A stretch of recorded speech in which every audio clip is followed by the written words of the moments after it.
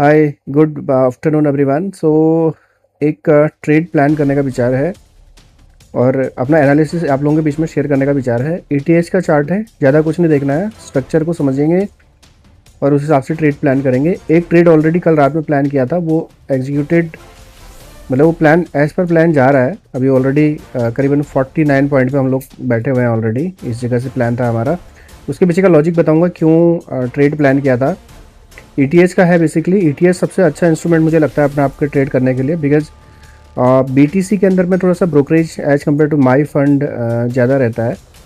तो मैं कोशिश करता हूँ कि एक छोटे फंड को ग्रो करके एक बड़े लेवल पे इसको लेके जाएं।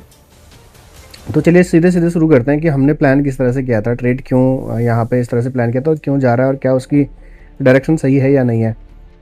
तो अगर आप देखोगे तो मार्केट इससे पहले जो था, इस पॉइंट से जो है लोअर लो के स्ट्रक्चर पे चल रहा था यहाँ पे, ठीक है ना। ये आपका एक स्ट्रक्चर था, इस स्ट्रक्चर को उसने तोड़ा था। तोड़ने के बाद यहाँ पे बीओएस किया था। बीओएस करने के बाद यहाँ पे चीज़ें खड़ी थी और एक स्विंग इसने बनाया था हल्का सा, है ना, ये स्विंग बनाया था। तो जब मार्केट ऐसे स्विंग पे चलती है ना, एक सेकेंड ज़्यादा हो गया, जब भी मार्केट इस तरह से चलती है, एक स्विंग बनाया था। इस स्विंग के बाद में इसने क्या किया था, ये नीचे नहीं जा पाया, इसमें धीरे धीरे करते करते इस वाले को बीओएस इसने कर दिया था, ब्रेक ऑफ स्ट्रक्चर यहाँ पे कर दिया था। ब्रेक ऑफ स्ट्रक्चर करने के बाद एक पुल बैक लिया था। पुल बैक करने के बाद ये पूरा इंटरनल कैंडल थी। अगर आप ओवरऑल देखोगे तो मार्केट इन दोनों स्विंग के बीच में है, एक सेकेंड, इस वाले स्विंग के बीच में और इस वाले स्विंग के बीच में डोल रही थी, इस वाले स्विंग के बीच में डोल रही थी, क्योंकि ये एक नया इसने इसका बीओएस किया तो एक नया हायर हाई यहाँ पे हो गया। इस वाले हायर हाई के और इस वाले लोअर लो के बीच में मार्केट घूम रही थी। उसके बाद जितना भी था ये पूरा साइडवे मार्केट था। साइडवे के अंदर में इसने यहाँ पे भी इन्होंने गेम करी है। यहाँ पे क्या है, जितने भी स्मार्ट प्लेयर है ना, वो लोग गेम करते हैं मार्केट के अंदर में हमेशा। उन्होंने क्या किया, जिन लोगों ने स्ट्रक्चर को देख लिया, समझ लिया, उनके लिए तो ठीक था कि भाई ये लोअर लो है, हायर लो है या हायर हाई है, और बीच का जो है ये पूरा इंटरनल स्ट्रक्चर है। इंटरनल स्ट्रक्चर के बीच में इन्होंने क्या किया था, यहाँ से ऊपर लेके जाके ये इंटरनल स्ट्रक्चर था, इसको इन्होंने एक बार फंसाने की कोशिश करती, बीओएस करके फंसाने की कोशिश की। तुरंत इन्होंने चोक किया। ये इंटरनल स्ट्रक्चर की बात कर रहा हूँ। तुरंत चोक करने के बाद वापस से रिवर्स चोक कर दिया। तो इनका क्या प्लान रहता है, जब भी एसएमसी के अंदर में ना, हम एज ए रिटेलर हमारे को ये समझना बहुत ज़रूरी है कि एसएमसी हमेशा क्या करता है, हमारे को उल्टे डायरेक्शन में बिठाने की कोशिश करते हैं। इन्होंने यहाँ पे पहले तो ऊपर को लेके गए, तो जैसे लोग बाइंग में गए, इन्होंने तुरंत सेलिंग में डाल दिया मार्केट को और ये चोक कर दिया। अब जैसे लोग अश्योर हो गए कि यहाँ से मार्केट नीचे की तरफ जाएगी, तो इन्होंने इंडिकेशन भी दिया। हालांकि जो इंडिकेशन था पहले यहीं पे दे दिया था इन्होंने कि ये चोक कर दिया था वापस से। एक बार ये नीचे वाला चोक किया प्लस ऊपर का चोक किया। तो यहाँ पे हमारे को एश्योर हो जाना चाहिए था कि मार्केट अब ऊपर की तरफ जाने वाली है, बिकॉज हमारा हायर हाई था ये स्ट्रक्चर, यहाँ पे हमारा कन्फर्मेशन मिल गया था। तो जैसे यहाँ पे कन्फर्मेशन मिला, उसके बाद ये इसने चोक करने के बाद एक वापस पुल बैक की तरफ आया। तो यहाँ पे मैं थोड़ा सा इसको उतना कंसिडरेट नहीं कर पाया, बिकॉज बहुत कन्फ्यूजिंग हो गया था, वोलेटाइल हो गया था मार्केट। तो यहाँ पे मैंने ट्रेड नहीं ली थी। उसके बाद जब मार्केट यहाँ से फिर से इसने एक बीओएस करा, तो मेरे को एश्योर हो गया कि हाँ, मार्केट की डायरेक्शन किस साइड को जाने वाली है, किस साइड को ये लेके जाने वाले हैं, है ना। तो उसके बाद मैंने जो नेक्स्ट प्लान किया था, उसके बाद एक तो यहाँ पर से मैंने छोटा सा प्लान किया था। कई बार क्या होता है, एफवीजी के पास में आके ये लोग सीधे मार्केट को ऊपर लेके चले जाते हैं, बट मार्केट इतने आसानी से किसी को धंधा दे देता, तो काम दे देता, तो फिर तो बात ही क्या थी। इस जगह पे मैंने देखो, ये ना थोड़ा सा 50% के जोन से ऊपर भी था और उसको टैप भी नहीं किया था। तो इन्होंने यहाँ पे क्या किया, इस जगह पे इन्होंने लिक्विडिटी क्रिएट करी। लिक्विडिटी किस तरह से क्रिएट करी, ये देखो, ये बिल्कुल लिक्विडिटी क्रिएट करी। 15 मिनट का टाइम फ्रेम है। उसके बाद तुरंत इन लोगों को आउट किया, जिन लोगों को ऊपर, इन्होंने यहाँ पे ये इंडिकेशन किया कि हम यहाँ पे कंसोलिडेट करेंगे और ऊपर निकल जाएंगे। बट यहाँ पे इन्होंने अपने ऑर्डर फिल करे। ऑर्डर फिल करने के बाद फिर धीरे धीरे धीरे धीरे ये बीओएस की तरफ लेके चले गए। तो ये वाला जो हायर हाई था हमारा, उसको उन्होंने अभी तोड़ दिया है करंटली।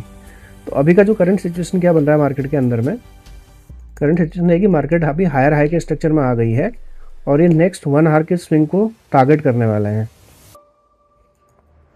अब उस जगह पे ले जाने के लिए इनके पास में 2-3 तरीके हैं। ये वाला पुराना छोड़ देते हैं। अब जो आएगा हमारा, जो अगला ट्रेड प्लान कर सकते हैं, एक तो ये वाला ऑर्डर ब्लॉक है हमारा। इस जगह पे एक छोटा सा ऑर्डर ब्लॉक है जहाँ से हम लोग ट्राई कर सकते हैं। प्लस दूसरा जो है हमारे पास में एक ऑर्डर ब्लॉक यहाँ पे है ना। उससे पहले ये लोग इंडिकेशन देंगे कि ऊपर जा रही है मार्केट। ये 15 मिनट का टाइम फ्रेम है, बार बार बता रहा हूँ। तो एक तो हम लोग यहाँ से ट्रेड प्लान कर सकते हैं। अगर इंट्राडे के अंदर में छोटे टारगेट के साथ, छोटे रिस्क रिवॉर्ड के साथ में अगर काम करना चाहते हैं तो एक तो यहाँ पे प्लान कर सकते हैं ट्रेड। अगर ये सीधा ऊपर निकल गया फिर तो इसका वैल्यू नहीं बचेगा, उसके बाद हमें अगला प्लान करना पड़ेगा। अभी ये लेवल मेरे किसी काम के नहीं है, इन लेवल को मैं हटा दे रहा हूँ, कोई सपोर्ट रेजिस्टेंस वाला कोई चक्कर नहीं है इस जगह पे। अगला जो मेरा दूसरा टारगेट बन सकता है वो इस जगह से प्लान कर सकते हैं। ये सब ऑर्डर ब्लॉक्स हैं, 15 मिनट के टाइम फ्रेम के ऑर्डर ब्लॉक्स हैं जहाँ तक मार्केट आ सकती है। टारगेट मेरा वही रहेगा, उसका हाई या फिर अगला स्विंग हाई, ये भी कर सकते हैं। और वैसे अगर स्विंग की तरफ देख रहे हैं तो हमारा एक हमने प्लान किया था 1 ईयर का जो स्विंग है वहाँ तक का हम लोग टारगेट कर सकते 112 पॉइंट के आसपास का प्लान कर सकते हैं अगर अपने को मार्केट एंट्री देता है तो। अब डिपेंड करता है कि मार्केट कितना एग्रेसिवली ऊपर की तरफ भागने वाला है।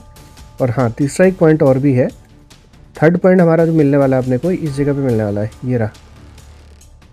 This is the third point जहाँ पे हमारा ऑर्डर ब्लॉक है। और इस पूरे लेग के अंदर में अगर हम लोग देखेंगे तो ये हमारा 50% का जो है मोस्ट प्रोबेबल, इसको मैं थोड़ा सा हाईलाइट कर देता हूँ, मोस्ट प्रोबेबल एरिया है जहाँ से हमारे को मार्केट ऊपर जा सकती है। यहाँ पर से अपने को चांसेस है कि मार्केट का ऊपर जाने का ज़्यादा चांस है। और उसके अलावा इन दोनों पॉइंट पे भी आ सकते हैं, बट यहाँ पे इंडिकेशन हमारे को देखना पड़ेगा कि मार्केट यहाँ पे आके कोई हमारे को बुलिश इंडिकेशन दे रही है। बुलिश इंडिकेशन क्या दे रही है, या तो यहाँ पर इनगल्फिंग दे दे या डबल बॉटम बना दे। 5 मिनट के अंदर में देख लेना, कोई दिक्कत नहीं है। और 15 मिनट के अंदर देखना तो एक बुलिश इनगल्फिंग या हैमर देख लेना।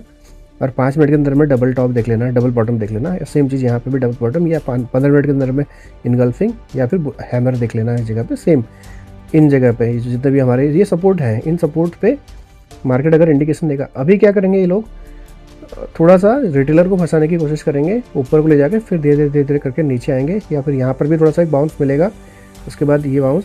हाँ, लेकिन अगर यहाँ पे बाउंस मिलता है तो यहाँ पे रिस्क लेना पड़ेगा, यहाँ पे बाउंस मिलता है तो यहाँ पे रिस्क लेना पड़ेगा। और यहाँ पे ये 3 रिस्क टेकिंग प्लेसेज हैं, कहीं पर से भी मार्केट ऊपर जा सकती है, कोई कंफर्म नहीं बता सकता कि कहाँ से एग्जैक्ट मार्केट ऊपर जाने वाली है, तो इसलिए हमारे को अपने रिस्क बना के चलने पड़ेंगे।